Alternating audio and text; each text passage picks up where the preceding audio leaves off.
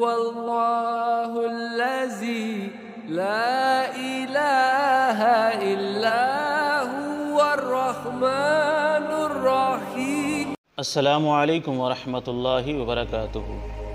دخان T V سے میں آپ سے مخاطب ہوں، قاری ریاض حسین۔ دخان ٹی وی کے ناظرین، اللہ تبارک و تعالیٰ نے قرآن مقدس کے اندر یہ آیت مبارکہ کا کچھ حصہ بار بار ارشاد فرمایا ہے، اقیموا الصلاۃ، نماز قائم کرو۔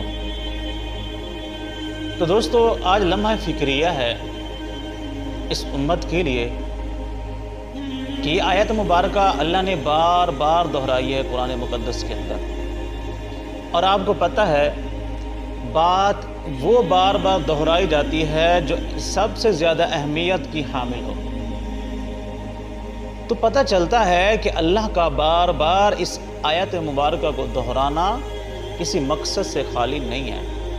اس کی قدر و منزلت، اس کی اہمیت بہت زیادہ ہے، جس کی وجہ سے اللہ عز و جل مسلمانوں کو بار بار ترغیب دے رہا ہے کہ نماز قائم کرو۔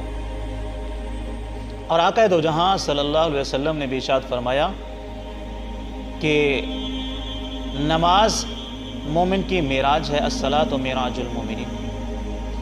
اور نماز کے متعلق ہی فرمایا گیا، حضور کا فرمان ہے کہ نماز دین کا ستون ہے، جس نے اس کو قائم کیا گویا اس نے دین کو قائم کیا، جس نے اس کو ڈھا دیا گویا اس نے دین کی عمارت کو ڈھا دیا۔ اندازہ لگائیے کہ نماز دین کا ایک ستون ہے، اور آپ کو پتہ ہے ستون سے ہی چھت کھڑی ہوتی ہے، چھت کو سہارا ستون دیتا ہے۔ یوں سمجھیے دین کی عمارت کو نماز سہارا دیتی ہے۔ اور قرآن کہتا ہے ان الصلاۃ تنہی عن الفحشاء والمنکر، کہ بے شک نماز بے حیائی اور برائی کے کاموں سے روکتی ہے۔ آج لمحہ فکریہ ہے اس امت کے لیے۔ آج مسجدوں میں دیکھیے تو چند بزرگ کے علاوہ نمازی نظر نہیں آتے۔ جوان کہاں ہیں؟ اے نوجوان، یاد رکھ، جوانی کی توبہ تو اللہ کو بہت پسند ہے۔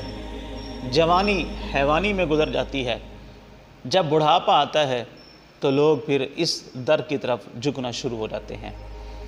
یاد رکھنا، جوانی کی عبادت میں لطف ہے، جوانی کی عبادت میں انسان کو سکون ملتا ہے۔ بڑھاپے میں تو کئی بزرگ کہتے ہیں کہ میں نماز صحیح نہیں پڑھ پاتا، خیالات آ جاتے ہیں، نماز میں بھول جاتا ہوں، اب رکوع صحیح نہیں ہوتا، اب سجدہ صحیح نہیں ہوتا، اب تشہد میں صحیح نہیں بیٹھ سکتا، اب اتنا بڑا قیام مجھ سے نہیں ہو سکتا۔ تو بزرگی میں تو یہ حالت ہو جاتی ہے۔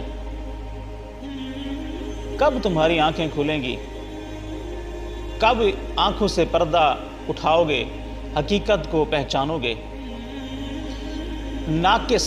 ناقص چیز تو ہم پسند نہیں کرتے۔ آپ کسی پھل کی ریڑھی پر جب جاتے ہیں تو وہاں سے آپ چن کے اچھا مال اٹھاتے ہیں، سیب ہوں، امرود ہوں، کیلے لینے ہوں، کچھ بھی لینا ہو۔ گلا سڑا ناقص مال آپ نہیں لیں گے۔ تو آپ ایک ناقص چیز کو قبول نہیں کرتے تو رب العلا کیسے قبول کرے گا؟ آپ بھی اچھی چیز پسند کرتے ہیں جو تازہ پھل ہو۔ تو جوانی اللہ کو پسند ہے تمہاری، بڑھاپے میں آ جاتے ہو۔ چلو بڑھاپے میں تو آ جاؤ، آج تو بڑھاپے میں کچھ لوگ نہیں آ رہے۔ کب تمہاری آنکھوں سے پردہ اٹھے گا؟ کب حقیقت کو پہچانو گے اور رب العلا کے سامنے جھکو گے؟ وہ اس شانوں کے لائق ہے کہ اس کو بار بار سجدے کیے جائیں، بار بار اس کے در پر جھکا جائے۔ کب نماز پڑھو گے؟ ایک نماز ہی رہ گئی تھی، وہ بھی تم نے چھوڑ دی۔ اکثر لوگ شکایات کرتے ہیں کہ جناب ہمارے بچے سے آپ بار بار کہا کریں نماز کا، ہمارا بچہ نماز پڑھے، اب ان کو تلقین کیا کریں۔ تو میں ان سے یہی عرض کرتا ہوں کہ آپ کے بچے کو تو ہم کہتے رہیں نماز کا، اور ان پر سختی بھی کریں، تو آپ پر سختی کون کرے گا؟ آپ کو کون کہے گا؟ کئی والدین سے میری اس ٹاپک پہ بات ہوئی ہے، وہ یہی کہتے ہیں ہمارے بچے کو کہیں نماز پڑھا کرے۔ تو جب میں ان سے سوال کرتا ہوں آیا آپ نماز پڑھتے ہیں؟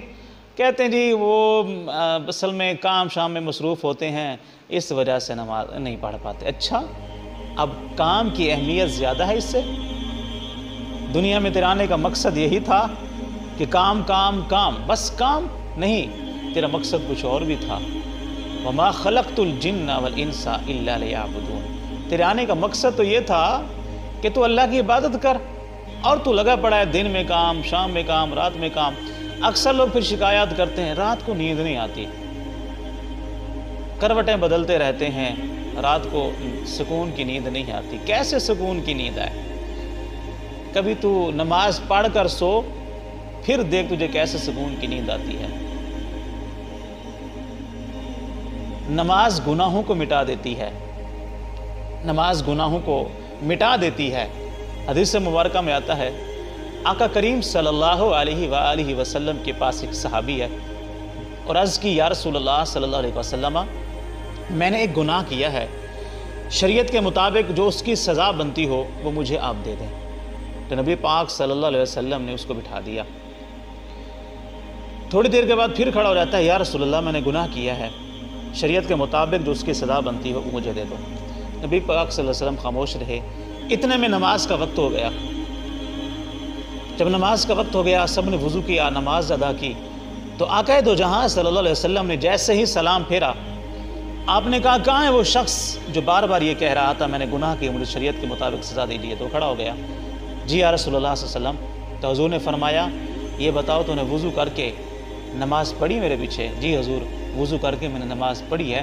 تو سرکار نے فرمایا کہ نماز ایسی چیز ہے جو گناہوں کو مٹا دیتی ہے، نماز کی برکت سے اللہ نے تیرے گناہ کو مٹا دیا ہے۔ آپ اندازہ لگائیے، گناہ مٹتے ہیں۔ اور یہ بھی کہا جاتا ہے کہ نماز کی ایسی برکت ہے، انسان فجر سے لے کر ظہر تک کے جو گناہ کر جاتا ہے، اور کئی کر جاتے ہیں ہم، گالی گلوچ، جھوٹ، پتہ نہیں کتنے گناہ رگڑ جاتے ہیں ہم لوگ، صغیرہ کبیرہ گناہ، تو صغیرہ گناہ معاف ہو جاتے ہیں۔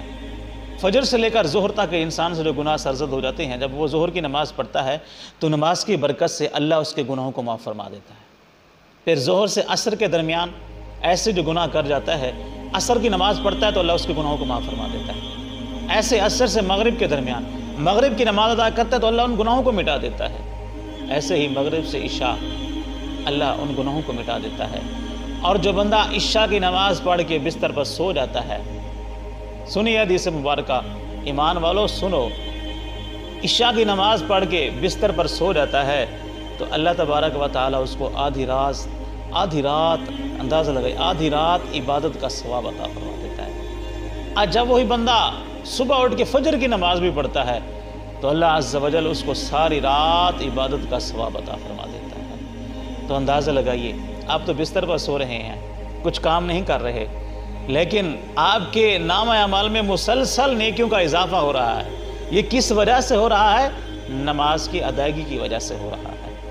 تو نماز کی ادائیگی کیجئے، اس کو مت بلائیے، اس کا دامن تھام لیجئے، 5 وقت کی نماز کو معمول بنا لیجئے۔ جو نماز نہیں پڑھتا نا، جو نماز نہیں پڑھتا مسلمان، اس کے بارے میں ذرا سنیے۔ حدیث مبارکہ کا مفہوم ہے کہ بے نمازی کو قبر میں 3 طرح کے عذاب دیے جائیں گے۔ 3 طرح کے عذاب۔ نمبر 1، بے نمازی کی قبر میں ایک بہت بڑا اژدہا سانپ مسلط کر دیا جائے گا بے نمازی پر، اور وہ سانپ اس طرح کا ہوگا کہ اس کے تقریباً 70 فٹ لمبے ناخون ہوں گے، سانپ کے ناخون ہوں گے، اور وہ بے نمازی کو قبر میں ڈسے گا، تو اس کے ڈسنے کی وجہ سے وہ بے نمازی زمین میں 70 فٹ نیچے دھنس جائے گا، اتنا زور سے دسے گا، تو اس کے ڈسنے کی وجہ سے جب زمین میں چلا جائے گا، وہ اپنے ناخون کے ساتھ زمین کو چیرتے ہوئے بندے کو باہر پھینکے گا، اور یہ مسلسل عذاب ہوتا رہے گا۔ دوسرا عذاب، اللہ بے نمازی کی قبر کو حکم دیتا ہے کہ یوں بند ہو جا، تو وہ قبر ایسی ہوتی ہے، اس طرح بند ہو جاتی ہے۔ اب اندازہ لگائیے کہ جب قبر بند ہوگی تو انسان کے جسم کی کیا حالت ہوگی؟ جب مٹی ایسے نچوڑ دے گی جسم کو تو کیا حالت بنے گی انسان کی؟ اور تیسرا عذاب اس کو یہ دیا جائے گا کہ بے نمازی کی قبر میں آگ جلا دی جاتی ہے، آگ جلا دی جاتی ہے۔ اب اندازہ لگائیے، آج ہمارے ہاتھ پہ پاؤں پہ تھوڑا سا آگ لگ جائے یا کوئی گرم چیز لگ جائے تو کتنے دن ہمارا سکون ختم ہو جاتا ہے۔ جب عورتیں روٹیاں یا کچھ بنا رہی ہوتی ہیں تو گرم چیز جب لگ جاتی ہے ہاتھ پہ تو ہے اللہ میں مر گئی، ہے توبہ، یہاں کی آگ برداشت نہیں ہوتی تو آخرت کی آگ کیسے برداشت کر پائیں گے؟ کیسے کر پائیں گے؟ یہاں تو مرہم دوائی پھر بھی ہم استعمال کر سکتے ہیں، وہاں نہ مرہم ہوگی نہ دوائی ہوگی۔ تو اندازہ لگائیے۔ اب سب سے یہی گزارش ہے کہ خدا را اپنی آخرت کی فکر کیجئے، یہ مت بھولیے کہ ایک دن مرنا ہے، یہ مت بھولیے ایک دن مرنا ہے۔ جگہ جی لگانے کی دنیا نہیں ہے، یہ عبرت کی جا ہے تماشا نہیں ہے، یہ عبرت کی جا ہے تماشا نہیں ہے۔ دلا غافل نہ ہو یک دم، دلا غافل نہ ہو یک دم، یہ دنیا چھوڑ جانا ہے۔ ارے بغیچے باغ چھوڑ کر خالی زمیں اندر سمانا ہے۔ یہ مت بھولیے کہ ایک دن مرنا ہے، وہ ایک دن آئے گا جب آپ کے اوپر اور میرے اوپر 2.5 گز کفن، پتہ نہیں وہ بھی نصیب ہوتا ہے کہ نہیں ہوتا، اللہ کرے نصیب ہو جائے۔ وہ دن آئے گا جب ہم 4 کندھوں پر جا رہے ہوں گے، وہ دن آئے گا جب کالی کوٹھڑی میں پڑے ہوں گے، وہ دن آئے گا جب سب ساتھ چھوڑ جائیں گے۔ وہ اولاد کہ جس کی خاطر دن رات کام کرتے ہیں، وہ اولاد کہ جس کی خاطر حلال و حرام کی تمیز کیے بغیر رزق کمائی جا رہے ہیں، یہی اولاد باپ کی قبر پہ، ماں کی قبر پہ چل کے نہیں آئے گی۔ تو اس وفادار سے یاری لگا لیجئے، اس وفادار سے یاری لگا لیجئے۔ یہ دنیا دھوکے کے علاوہ کچھ نہیں ہے، صرف ایک محض دھوکہ ہے۔ یہاں ہم نے ہمیشہ نہیں رہنا، یہاں عارضی طور پر آئے ہیں۔